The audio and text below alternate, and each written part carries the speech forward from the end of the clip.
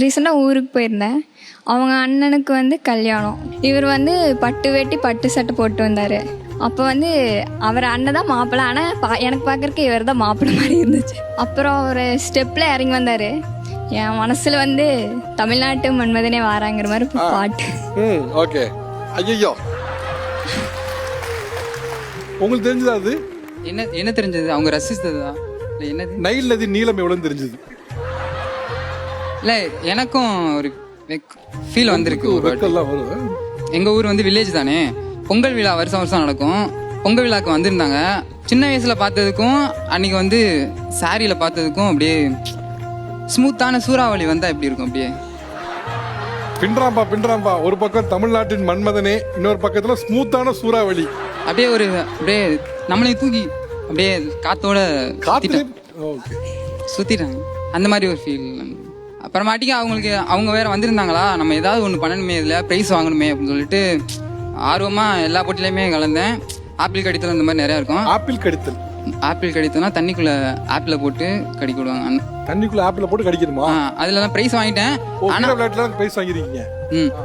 லாஸ்ட்டாக வந்து உரியடி நடக்கும். உரியடியில் கரெக்டாக உரியடி பானையும் உடைச்சிட்டேன். அதுக்கு வந்து குத்து விளக்கு கொடுத்தாங்க. என்னமோ தெரியல, டைரெக்டாக உங்ககிட்ட போய் கொடுத்துட்டேன். அதோட அதை வச்சிருமா வீட்டில் போய் அப்படின்னு நான் சொன்னேன். அதோட அதான் அது ஒரு அதோட என்ன சொல்றதுன்னு தெரியல. அதான் சொல்லிட்டியே. இந்த ஜல்லிக்கட்டு போறது, அதெல்லாம் ஜல்லிக்கட்டு நமக்கு இன்னும் ஹெல்த்தா இல்லை. தமிழ்நாட்டு மன்மதன் ஒன்று சொன்னாங்க, கேட்டீங்களா அதை? ஆமா, ஆனா அப்படிலாம் இல்லை. நான் அவங்களுக்கு என்ன ஸ்மூத் சூறாவளியா? ஸ்மூத்தான சூறாவளி. அப்படி சூறாவளி எப்பவுமே பயங்கரமா இருக்கும். அவங்க கொஞ்சம் வேற என்னெல்லாம் இருக்கு ஸ்மூத்தான சூறாவளி? வேற கவிதை நிறைய சொல்லுவேன். அப்பப்ப கவிதை ஏதாவது 2 லைன் சொல்லுங்க பாப்போம்.